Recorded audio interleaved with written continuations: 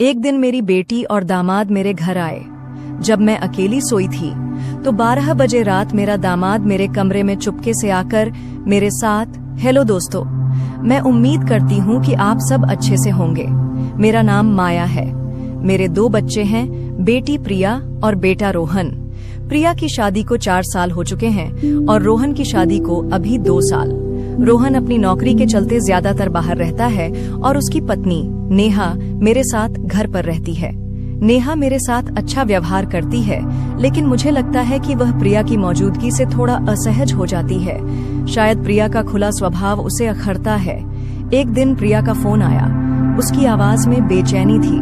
उसने बताया कि उसके पति विक्रम की नौकरी छूट गई है और उनकी आर्थिक स्थिति डगमगा रही है।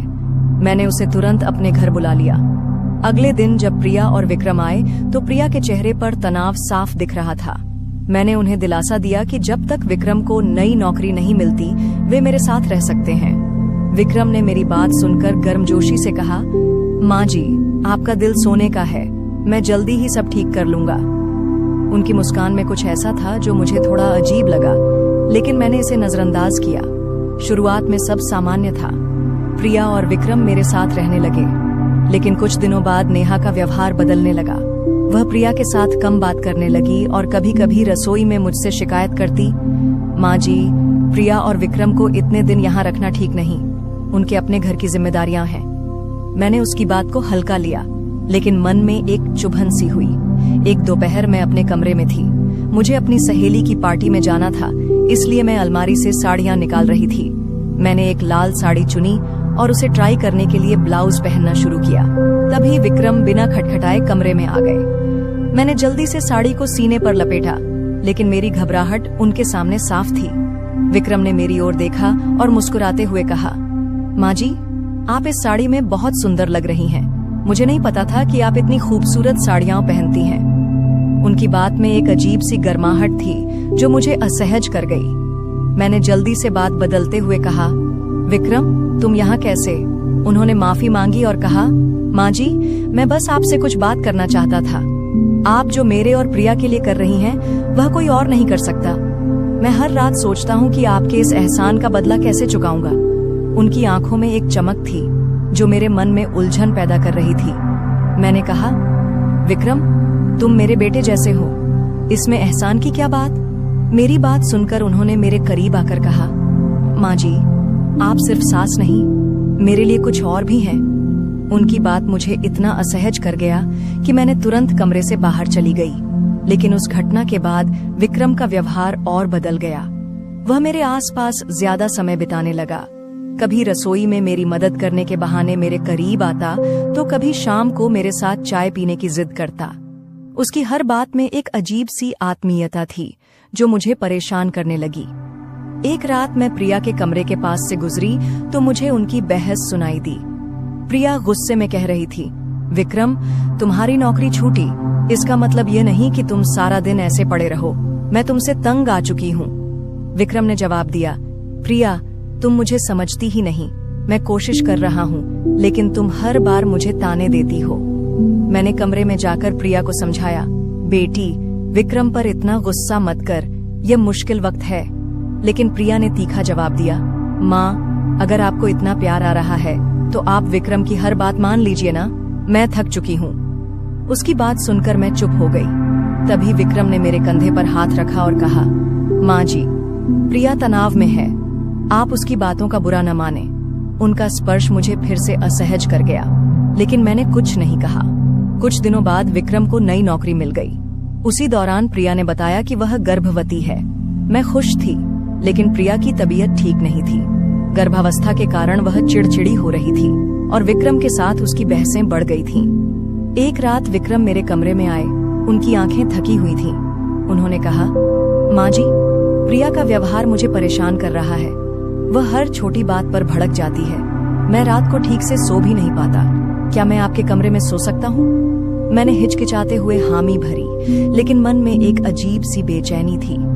पहली रात मैं साड़ी में ही सोई, क्योंकि मुझे उनके सामने कपड़े बदलने में असहजता हो रही थी। अगली रात विक्रम ने कहा, माँ जी, मैंने देखा कि आप साड़ी में सोईं। मेरी वजह से आपको तकलीफ हुई। मैं आपका बेटा हूँ, मेरे सामने सहज रहें। उनकी आवाज में एक अजीब सी नरमी थी। मैंने गाउन पहन लिया, लेकिन जब मैं बिस्तर पर लेटी तो विक्रम ने मेरी ओर देखकर कहा, माँ जी, आप इस गाउन में बिल्कुल अलग लग रही हैं, जैसे कोई पुरानी दोस्त।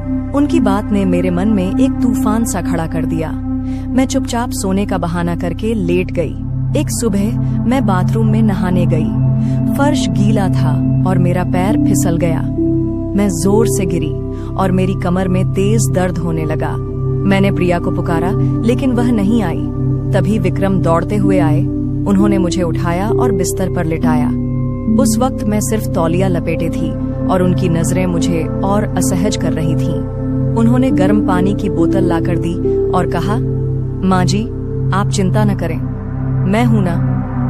उनकी आवाज में एक अजीब सी गर्मी थी जो मेरे मन में डर और उलझन पैदा कर रही थी। उस दिन के बाद विक्रम मेरी देखभाल में और करीब आने लगा।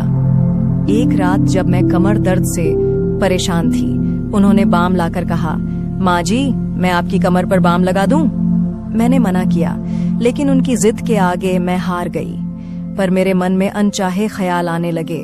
मैंने तुरंत उन्हें रोका और कहा, विक्रम, अब ठीक है, तुम सो जाओ। लेकिन उस रात जब मैं सोई तो आधी रात में मेरी आंख खुली। विक्रम मेरे करीब सो रहे थे। मैंने तुरंत दूरी बनाई, लेकिन मेरे मन में एक तूफान सा उठ रहा था। सुबह मैंने फैसला किया कि अब नेहा को वापस बुलाना होगा। जब मैंने यह बात प्रिया से कही तो उसने तंज कसा, माँ, विक्रम आपकी इतनी सेवा कर रहे हैं, फिर भी आपको नेहा की जरूरत क्यों? मैं समझ गई कि प्रिया को मेरी बात गलत लगी। रात में मैंने विक्रम से साफ कहा, विक्रम, आज से तुम प्रिया के साथ उसके कमरे में सोया करो, नेहा जल्दी आएगी। मेरी बात सुनकर विक्रम ने उदास चेहरा बनाया और कहा, माँ जी, मैंने तो आपको अपना समझा था, क्या मेरी देखभाल में कोई कमी थी? उनकी बातों में एक अजीब सी मायूसी थी जो मुझे और उलझन में डाल रही थी। मैं उन्हें समझाने उनके कमरे की ओर गई, लेकिन वहां जो मैंने सुना उसने मेरे पैरों तले जमीन खींच ली। प्रिया विक्रम से कह रही थी, तुमसे कुछ होता ही नहीं। मैंने सोचा था कि माँ को अपने करीब लाकर हम इस घर को अपने नाम करवा लेंगे, लेकिन तुम हर बार फेल हो रहे हो। माँ ने नेहा को बुलाने की बात की है। अगर नेहा आई तो वह मेरे झूठ को पकड़ लेगी। मैंने गर्भवती होने का नाटक किया था ताकि माँ हम पर तरस खाएं, लेकिन अब सब बेकार गया। विक्रम ने जवाब दिया, प्रिया, मैंने तो माँ जी को करीब लाने की पूरी कोशिश की, लेकिन वो इतनी आसानी से नहीं पिघलती। उनकी बातें सुनकर मेरा दिल टूट गया। मेरी अपनी बेटी ने मेरे साथ इतना बड़ा धोखा किया। मैं चुपचाप अपने कमरे में लौट आई। अगले दिन मैंने रोहन और नेहा को घर बुला लिया। जब प्रिया और विक्रम ने उन्हें देखा तो उनके चेहरे लटक गए। प्रिया ने गुस्से में पूछा, माँ, आपने इन्हें क्यों बुलाया? मैंने शांत स्वर में कहा, प्रिया, मैंने तुम्हारी और विक्रम की सारी बातें सुन ली। तुमने मेरे प्यार और विश्वास को ठगा। तुमने गर्भवती होने का झूठ बोला ताकि मेरी संपत्ति हड़प सको, लेकिन मैं अब सब समझ चुकी हूँ। मैंने आगे कहा, यह घर उसका होगा जो मेरे साथ सच्चाई से रहेगा। नेहा ने हमेशा मेरा ख्याल रखा, लेकिन तुमने उसे झूठ बोलकर भगाया। प्रिया, तुम मेरी बेटी हो, लेकिन तुमने पैसे के लिए रिश्तों को बेच दिया। शर्म से प्रिया और विक्रम चुपचाप अपने घर चले गए।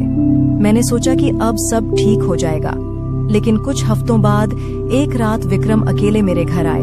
मैं चौंकी। उन्होंने कहा, माँ जी, प्रिया ने मुझे छोड़ दिया। उसने कहा कि मैं उसकी योजनाओं में फिट नहीं बैठता, लेकिन सच कहूँ, मैं हमेशा से सिर्फ आपके लिए कुछ करना चाहता था। उनकी आंखों में एक अजीब सी चमक थी। उन्होंने मेरे करीब आकर कहा, माँ जी, केवल मुझे एक बार और मौका दें। बातें अब धोखे से आगे बढ़कर कुछ और ही इशारा कर रही थीं। मैंने गुस्से में कहा, विक्रम, तुम मेरे दामाद हो, अपनी हद में रहो। लेकिन उनके चेहरे पर एक रहस्यमयी मुस्कान थी, जैसे वह मेरे गुस्से का इंतजार कर रहे हों। मैंने उन्हें घर से जाने को कहा, लेकिन मेरे मन में एक डर बैठ गया। क्या विक्रम का आना सिर्फ प्रिया का प्लान था या उसकी अपनी कोई और मंशा थी? मैंने नेहा और रोहन को सब बताया और हमने फैसला किया कि अब इस घर को और सुरक्षित करना होगा। लेकिन मेरे मन में एक सवाल बार बार उठता था, क्या मैंने विक्रम को गलत समझा या वह सचमुच इतना खतरनाक था? दोस्तों, कमेंट्स में जरूर बताएं और मेरी कहानी अच्छी लगी तो लाइक, शेयर और सब्सक्राइब जरूर करें। तो मिलते हैं फिर अगले कहानी में। धन्यवाद।